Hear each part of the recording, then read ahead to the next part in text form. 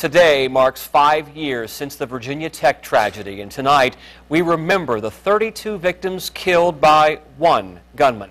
Andy Fox made that trip from here to Blacksburg 5 years ago to report those breaking developments. He returned to the somber campus for this day of remembrance. Andy?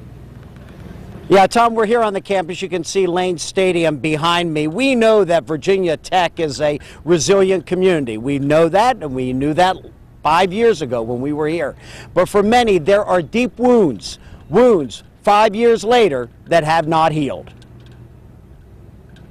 The years have not eased the pain of the nation's worst mass shooting in modern U.S. history. Not for them, you can tell, and not for them either. There's still this sense of divide between the groups when really there's a desire to span those bridges, but we don't know how to. Ray Plaza is a Virginia Tech administrator and has been here 14 years. For him, life is still not normal on the campus. There's a disconnect between faculty and staff, the community, and the families in regards to how do we talk about or not talk about 416. I went to every stone and I made a point to say in remembrance of the 33. We found freshman Jared Brumfield. He came to remember Ross Almadine, who was the roommate of Jared's brother who just could not come back today.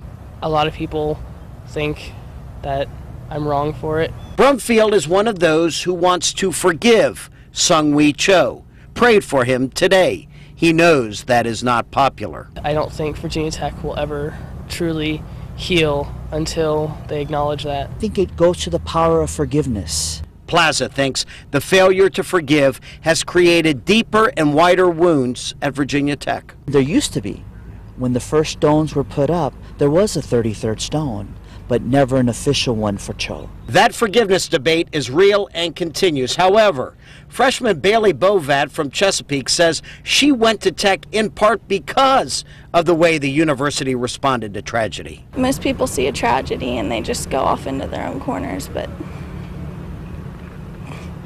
Tech remembers, and I couldn't imagine being anywhere else. She says she couldn't be anywhere else. Now at 7:30 there will be a candlelight vigil. We are expecting Governor Bob McDonnell to be here. It will again be a very emotional evening remembering the tragedy, Tom, what happened here 5 years ago. Back to you. And of course, 2 local women lost their lives 5 years ago today. 20-year-old Lauren McCain of Hampton and 20-year-old Nicole White of Smithfield died in that Virginia Tech shooting. And you can read more about each victim on wavy.com. Click on this box here up in the corner, Virginia Tech We Remember. That's in the top right-hand corner of your screen. And it'll take you to headlines from today and a timeline of events.